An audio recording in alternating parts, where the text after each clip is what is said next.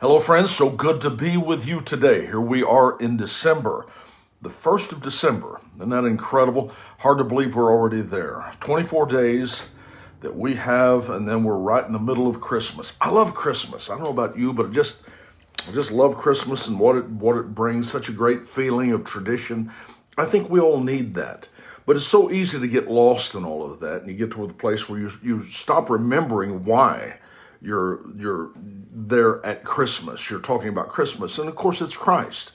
What I'm wanting to do for the next 24 days, I'm wanting to take one chapter a day from the book of Luke. There's 24 chapters in the book of Luke, and I want to take one chapter a day up until Christmas time, and I want to spend this time just reiterating to you the importance of why we have Christmas and really make that a priority. So I'm just going to ask you to make plans on joining with me. I promise I won't take but just a few moments each day that I can talk about it, okay? All right, we're going to start with Luke chapter 1. You got to understand, first of all, and this was surprising, I think, to a lot of people, is the fact that they realized that Luke was not a disciple of Jesus. We have a tendency to look at Matthew, Mark, Luke, John, and just kind of bunch him in there with all of that. And we really don't understand who Luke was. But Luke didn't know Jesus. He never saw Jesus. Actually, Luke was a companion of the Apostle Paul. He first met Paul in Troas, and Luke's presence in Rome when Paul was near the end of his life. We can actually see that where he talked about there in Second Timothy, where he said, "Only Luke is with me."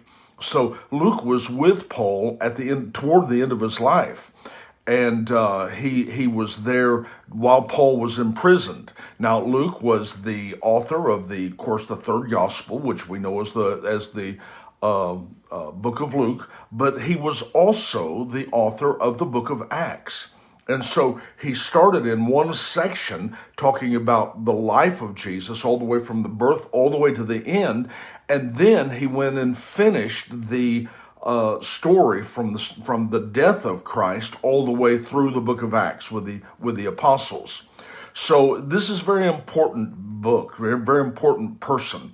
Luke was also a physician. He was born in Antioch. He was probably a Greek. I would think that he was. And he was first mentioned in the Apostle Paul as his co-worker, or he is mentioned as one of the as a beloved physician. So there's a lot of wonderful history about Luke that we can get into, but I want to start with the first chapter and just kind of give you a quick overview as to what took place. Now, first of all, you've got to understand that the Apostle Paul, that Luke basically began to write this story, but it was a story that was written to a man by the name of Theophilus. And it's very interesting that he also wrote the book of Acts to this man by the name of Theophilus, which was a political leader of that particular time. Now, somebody might say, why was he doing that? Well, let me just quickly say why he wrote the book of Luke and the book of Acts together. It was actually a legal brief that was expressing that Christianity had ties to Judaism and was not just some rogue religion. He was doing this as a legal brief for the Apostle Paul, who was in jail. There was a lot of questions as to what Paul was preaching and what was, bringing up this new religion and this new cult, this new whatever. And this legal brief basically was saying, no, this started in Judaism. This is a branch of that promise. God made a covenant to the man Abraham, and out of that covenant, he branched this new thing that we know as Christianity. So it's not anything new. It's a part of something that has already existed. And so that was the whole thing. And when you begin to look at it from that standpoint, you can see why he had so many references here and there is because it was a legal brief. It wasn't just a point of history. This was something that he was really expressing the purpose for Christ and the purpose for the Apostle Paul and how all of that entwined together.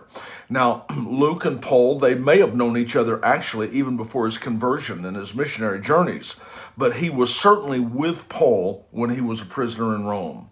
And so he began to write to Theophilus first. Let me just read this first part. It says in verse 1, it says, "Inasmuch as many have taken in hand to set in order the narrative of those things which have been fulfilled among us, just as those who from the beginning were eyewitnesses and ministers of the word delivered them, that was delivered unto us. It seemed good to me also," now listen to this, "having a perfect understanding of all things from the very first, to write to you in orderly account, most excellent Theophilus, that you may know the certainty of those things to which you were instructed." So he was writing this, first of all, to Theophilus. It was the story of Christ. It was how it was born out of Judaism and how it began to be a branch from that. And so like I said, it was a legal brief for the Apostle Paul, who was in jail at that time. But he begins this story now with the birth of John. It's really incredible, and I love this part of it. I really do. The first chapter of the book of Luke, he begins to talk about John and Elizabeth and how John was born from that family. I love the story. It talks about Zacchaeus and how they had been praying for a son, had been praying that God would give them a child. And the angel shows up there while Zacchaeus is ministering in the temple and says, "Your prayers have been heard," which basically says to me, they've been praying about this. They've been interceding and asking God. Now God shows up. And how does Zacchaeus respond? He responds with, "I don't see how that can be. I'm old. My wife is old." And the angel said, "Dude, we're going to have to shut you up 9 months to get this thing accomplished." So he said, "You're not going to speak a word until this child is born." Well, as the story goes, then the Bible says that when John was born, everybody was standing around waiting to name him. They wanted to name him, and Elizabeth said his name's going to be John. And they said, "Well, you don't have any other relatives by the name of John. How in the world? Why are you doing this?" And then when Zacchaeus, when he wrote Zacharias, rather, when he wrote his name as John, suddenly his tongue was loosed, and everybody was in amazement. But that was the time whenever God wanted to bring the forerunner for Christ onto the scene. He brought John, who Jesus referred to as the greatest that had ever been, the greatest prophet that had ever been. And so all of a sudden, the promise has been now given to Elizabeth.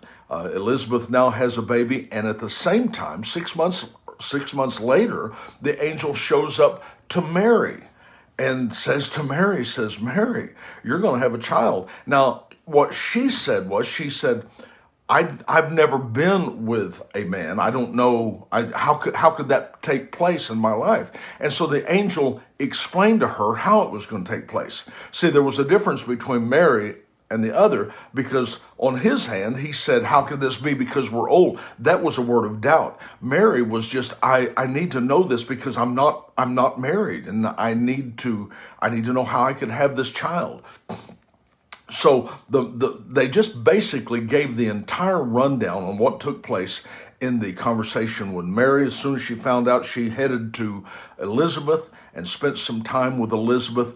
And there was something else. I got to bring this up real quickly because I don't want to spend very much time with this. There was something that when Mary came in and gave this salutation, Elizabeth said that the baby leaped for joy in her womb. Now, I know a lot of people would probably scoff at that and think, how could that be? But if that be true, then that shows an emotional response to to news that was given. I think it's important, and I believe this with all my heart. I think it's important that these unborn babies, that they sense more, that they know more than we think that they know. I know people have tried through abortion just to eliminate any idea that there might even be a consciousness, or maybe not consciousness is really the word, but no life that is there.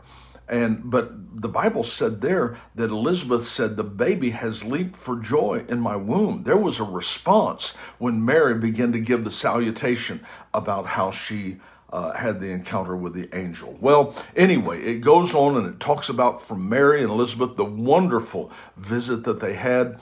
And then it goes through and it talks about a song that Mary gave. And it's just beautiful. I mean, you look at this young girl, 16, 17 years old. I don't think she was very old. And the depth of this song that she brought out about the blessings of the Lord. You should read that.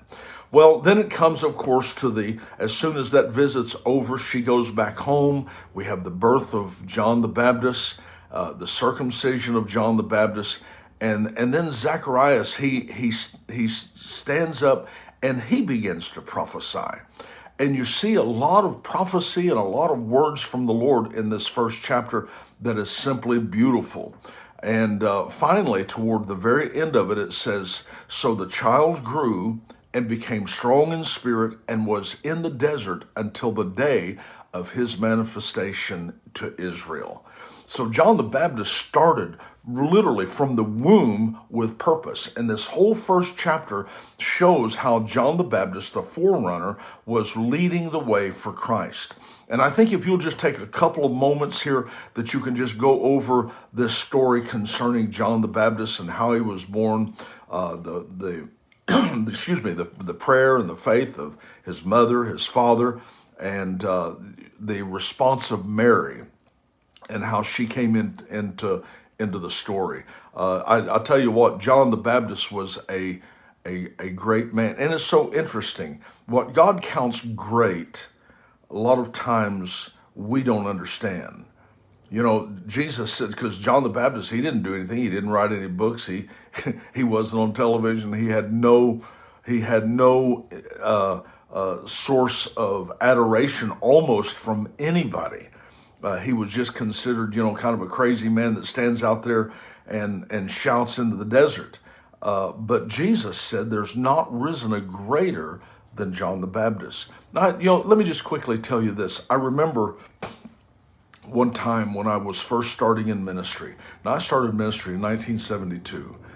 And so I've been at this thing a long time, and I'll never forget the time whenever Catherine Kuhlman passed away. I don't know if you remember her or not. She was such a great, great woman of God. My goodness, the miracles that took place, the lives that were changed as a result of her ministry. It was incredible. I was privileged to attend one of her final services. I'd never seen anything like that before. I'm just telling you, it was just amazing. And when she passed away, I began to talk to the Lord about that. And I said, "Lord, that would be so wonderful to have that gift that she had, to have the working of miracles, to have the gifts of healing." And I told the Lord, I said, that would be something that I would love to have to be a part of my life. That would be great. And the Lord spoke to me something that I will never forget. He said at that time, he spoke to my heart and said, "There's a lot of people with the gifts of healing that I don't consider great." Wow. Now, think about that. People with gifts of the Spirit that God doesn't consider great. Now, how can we back that up with Scripture? Well, 1 Corinthians chapter 13 says that. If I have all knowledge, all wisdom, if I have all faith so that I can move mountains, I can do whatever, and I don't have love, I'm as a sounding brass and a tinkling cymbal. Well, who would I be a tinkling cymbal to? Who would I be a sounding brass to? It certainly wouldn't be you and I. I mean, if somebody comes to us and they know all things and they have all power and all faith, we would embrace them in a minute. So who would they be that to? They would be it to God. And what that shows me is there's a lot of things that we consider great that God doesn't consider great. Now that should shape your thinking right there. That should cause you to back up for just a second. Because when God considered John the Baptist in his position and who he was and what he did, he said there has not risen a greater than John the Baptist. Wow. See, in God's mind, he was great. Now, you may not believe that. You may not understand that. But in God's arena, there was nothing greater. And so I think that really is a lesson to us to not always look at the outward appearance, but to look on the heart and to look at what people are doing and what God sees there and not just us. So anyway, that's the first chapter of the book of Luke. And I would encourage you to take time to read it. I don't want to take time to go through it, but I'd encourage you to take time to read it and look over what John said, or rather what Elizabeth had to say, what Mary had to say, and look at Zacchaeus. Look what took place in the temple whenever the angel appeared to him, and how all of that process. It's a wonderful lesson in faith, and it's a wonderful lesson in our trust in God. And I know that if you'll take time for it, it'll be a blessing to you. All right. Well, that's what I want to just cover for the first chapter of the book of Luke. Tomorrow, we're going to go into chapter 2, and I know it's going to be a blessing to you. We're going to take one chapter a day all the way up through the 24th, and we're going to talk about the real reason and the real purpose for Christmas, which is, of course, you know what it is. It's the story of Jesus Christ. That's the most important thing. I love you guys. Thank you for taking just a moment with me, and I'm looking forward to seeing you tomorrow. So until then, God bless you. Bye-bye.